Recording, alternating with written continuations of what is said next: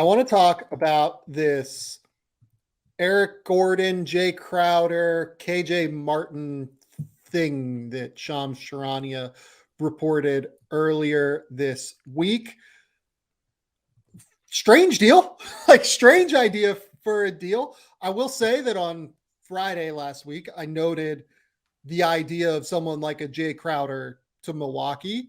Um, Not an accident that I did that ahead of Shams reporting that, I will say. I had not heard anything about like Eric Gordon and KJ Martin being involved. Obviously, there have been, I believe KJ Martin may have requested a trade earlier this season. Is that right, Mark? Yeah, he requested a trade in the summer, and then he didn't quote unquote rescind it as far as I'm aware. But I mean, Kelly Eco reported that he's been really happy. They made him more centralized in his role, and he's played really damn well this year too. Yeah. So I do wonder how much that's on the table, but they have to pay him this summer, and they have to pay a lot of guys in the next year or two. So it's definitely still up in the air. It feels like. Definitely feels like it's up in the air. I guess that this purported deal would have been Jae Crowder to Milwaukee, Eric Gordon and KJ Martin to Phoenix, and then 4 second-round picks to Houston, if I remember correctly, right? Yuck. Yeah, no. Did you just say yuck? Yeah, like what the fuck is 4 second-round picks doing? Like that's all right, man. Like, yeah, no, sure. I think I believe that was a reported deal, but that just like made me like puke in my mouth a little bit. Here's the thing. KJ Martin is worth a first-round pick, I think. Just straight up. I agree. Like, I don't know if Eric Gordon is. I think he probably is worth a late first-round pick. But KJ Martin is worth a first-round pick, in my opinion. He has played in a really interesting way this season with his athleticism, his ability to be a weak side rim protector that he showcased throughout his career. And then the shooting has looked a little bit better. And he's just looked a little bit more polished overall, I would say, as a player, which of course happens as you turn 21, 22, whatever he is now. I believe he's maybe still 21. Is that right, Mark? Are you looking at his page? I am checking. He is 22 now. 22 now. So, oh no, he's not. Yeah, no. Never mind. It's his age 22 season, but yeah, he's 21 for another month. There we go.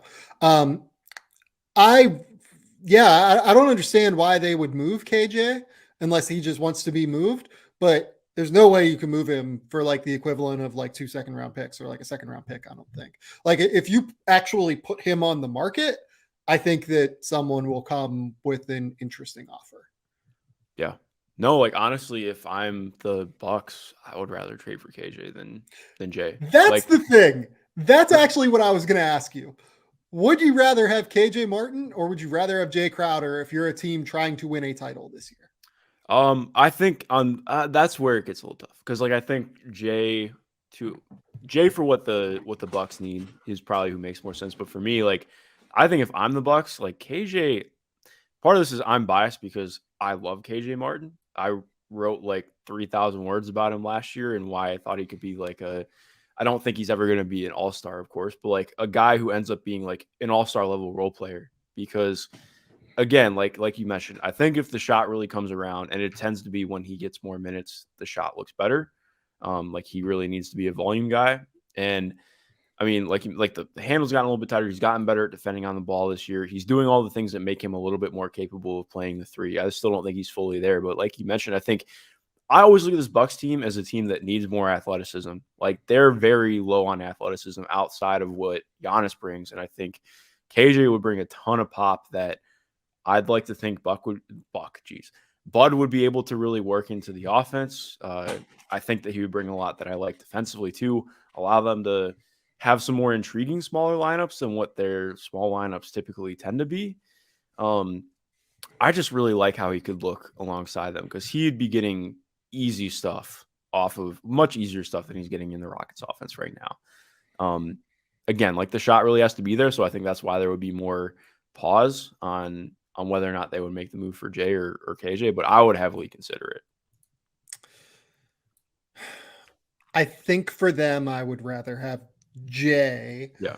And the only reason I say that is because I don't think KJ right now, unless they decide to just like keep that non-guaranteed year and just keep him. If they decide this is a 2-year deal worth $3.8 million and we're just going to keep KJ Martin on that super cheap deal for the next 2 years, then yeah, that becomes interesting because KJ Martin has a non-guaranteed next year next year in a similar way to how Jalen Brunson did, for instance, where the team that, or no, it has to be a team option, is like I'm sure that the Rockets made it so it's like a team option or a non-guarantee. I'll need to look into that, but like I'm sure that that's the case. They can either decide to pick that up or not pick it up, and he can be a restricted free agent at the end of this year or an unrestricted free agent at the end of 2024. So if I was Milwaukee, maybe I would just pick up that second year for 1.9 million. And I think I would rather have KJ than have Jae Crowder for like 13 million for a year, even if Jay maybe helps you a little bit more this year. The thing that I worry about with KJ is, can he actually get to the point as a shooter by the end of the year where teams are willing to close out on him? Not just like, can he make them, but to where teams will actually defend him out there, because that's the difference, right? Like, they need to surround Giannis with 4 shooters. And if teams just aren't going to give a fuck if KJ is out there and just leave him in the corner and then collapse down on Giannis, it's going to make everything harder, which would then mean that KJ wouldn't be able to play with Giannis, which makes it a little bit less valuable. But if you think you can work with Shot over the course of the next like 12 months, maybe, then it becomes something interesting, right? Definitely. So yeah, I don't know. The other weird thing about Milwaukee is like Joe Ingles is going to like be back at some point theoretically. And that's going to be a trade deadline acquisition. Yeah. But is it like, I'm not trying to be harsh, but like, what did Joe do pre-injury that year that looked good? Like 40+% like, from 3. That's what he's going to bring. He really struggled defensively in Utah in that last year. And I do question what that's going to look like. And like we talked about, like, I mean, again, like, I guess that does factor in, but in terms of actual playoff playability, I do have real questions on what that's going to look like. Maybe would you rather have on that, but would you rather have Joe Ingles or Jae Crowder in the playoffs? Oh, Jae Crowder for sure. I think I agree with you because of the defense and because they have 3 guys that can handle the ball already in Drew Holiday, Chris Middleton, and Giannis Antetokounmpo. But I think that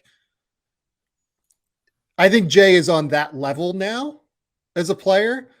I think that the fit for Jay is better in Milwaukee than Joe, but I think that that's the level Jay is now. Like, I think that people maybe didn't quite recognize that Jay also showed some slippage last year. No, he definitely did, but maybe I'm being too harsh on Joe, but I probably would not. I probably would have him a little bit above where I'm at with Joe right now. Yeah, like Jae Crowder last year shot 39.9% from the field and 34.8% from 3. I thought showed some real signs of slowness defensively as well. And you can't just say that like, oh, he was taking time off, like he was taking a year off, like he was on a contender last year, and that was a real thing. So I don't know, but if I was Milwaukee, I'd be trying to do better than Jae Crowder, I think, but I also recognize that like maybe Jay is like the best they can do for a reasonable price, right? Yeah. No, that's a fair point. Yeah. I mean, there are other guys I want to mention, but I know we're going to bring them up in next few things. So definitely. And then for Phoenix, like, of course you're going to try and go get KJ Martin and Eric Gordon, right? Like, if they do that, it solves a lot of problems for them, especially for how they like to run their offense. Like because I think that's what I would really like to see for them, getting a real viable. Obviously, KJ is not a 5, but like he can do a lot of the screen and roll 5 things that I think Phoenix could really unlock that aspect of him. That would be really exciting about. You know, kind of changing, giving them a real change of pace off the bench, because their front court has been a little bit of a mess behind DeAndre Ayton.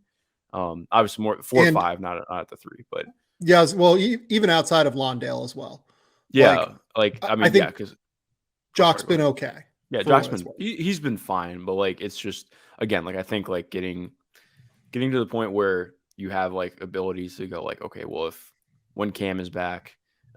If they really want to go like, okay, what if we are playing against a smaller team? We throw KJ at the 5, you know, have Cam, Mikhail, Devin and like campaign out there for a lineup, and it's like, okay, well, we can just be like, we're going to switch all of our forwards and we'll just hang with this, and it's going to be running in transition, like just giving them more options, because again, like their biggest issue is just it is shooting, the shooting depth behind, like you've seen it so much with missing Cam, like their bench the other night against in the game against the Rockets, like they did not show up to play, to be completely blunt. But they also lost that game because their bench couldn't hit anything. Like their bench right now is like Landry Shamet just has had his minutes totally slashed, and I don't mind it. Like he's been pretty rough this year, but they don't really have consistent shooting threats, and it's been a problem. But yeah, Well, I mean, so put it this way. I don't even know that it's like shooting. It's can you do literally well, anything yeah, else on a court other yeah, than shoot? yeah, Right? Like they played Torrey Craig and Dario Saric in that game against New Orleans for 57 minutes. They also played Landry Shamet and Damian Lee for 47 minutes. So that's basically 2 out of the 5 positions on the court over the course of the full game were a combination of Dario Saric and Torrey Craig and Landry Shamet and Damian Lee. And that's just not going to get it done. yeah, Right? Like just end of the day, it's not going to get it done when you're in the playoffs. Obviously, Cam Johnson will solve a lot of this. He will take up 35 minutes of the Saric and Craig minutes, but they need something. Like they need something else, and particularly, they desperately need another creator, even if only for the regular season. And let's be as charitable as we can to Chris Paul and say that he is taking it a bit easier in the regular season, knowing that they can make the playoffs in order to like give a last hurrah in the playoffs, right? yeah, But he has not looked good as a creator this year. The like he has actually looked pretty poor for a creator this year. And if he's not what he can be, I mean, this team can't win a title at the end of the day anyway, because they need 2 options in the backcourt with Devin Booker and Chris Paul. Otherwise, teams will just load up on Devin and be able to stop him. And I think it'll really bog down this offense in a substantial way. But more than anything, if only to lighten the load on Devin throughout the regular season, I think they need another creator like an Eric Gordon who can use ball screens, who can space the floor, and can at least just give them another option. yeah. No, I agree in entirety. Like they really have been lacking that player. I even thought last year, like there were times where I really felt that they missed having another guy who could create like that. And honestly, like, I mean, to be truthful too, like campaign has been really solid stepping in as a starter. Yeah. Obviously Chris Paul's back now, but like, again, like he's been there. Like they need just another guard with size who I think can really attack and create more and continue offense. And I think Eric would bring that. Um, Eric Gordon right now, I guess, is a good question to bounce off. What do I think of Eric Gordon right now? Yeah, I would like to see him in a competitive situation. yeah, that's a fair way to put it. Like, I don't know, man. Like, I think he can create offense and I think he can shoot, but like, I think that, defensively, he has not looked very good this year. And obviously, he's shooting like 35% from 3 so far this year. So the shot hasn't fallen. I haven't seen a lot of drop off offensively in terms of the way he separates at the very least. I just Yeah, I think would the agree with shot that. hasn't totally fallen. And like, he just doesn't look like he wants to like defend, knowing that this isn't like a wildly competitive team. So I don't know. Like maybe he has lost something defensively, but I'd take the risk if I was Phoenix and find Oh, out. But I definitely. said that last year too. I thought that they should have traded for him last year. Yeah. No, I agree. I think that they should have gone in for it last year too, but hindsight. But yeah, I agree. I think that that's a solid move for them. What other things you kind of look at and go like, if you're the Suns though? That's where it gets fun. Yeah. I don't. It's hard because you have to look around at the teams that might be out of it, right? So, like, if you're the Spurs, like Josh Richardson maybe, but he doesn't help with the creation, right? Charlotte, I mean, they're not going to move LaMelo. I don't quite. I mean, like maybe you try and get Terry Rozier, but like Terry isn't really going to fit with you defensively. He can shoot, and that will help you. Like you could play Terry in the playoffs, I think. I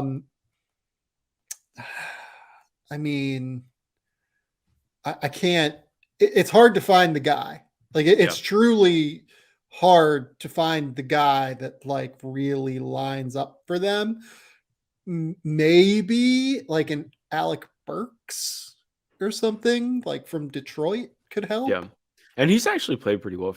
Offensively, he's played well. The defense has been a mess, which I think like that's probably similar to Eric Gordon, like you mentioned. I think like he was a fine defender with the Knicks, so I think that he'd get back to it. But yeah, I mean Detroit's defense as a whole this year has been like my biggest disappointment on the season. One of them at least.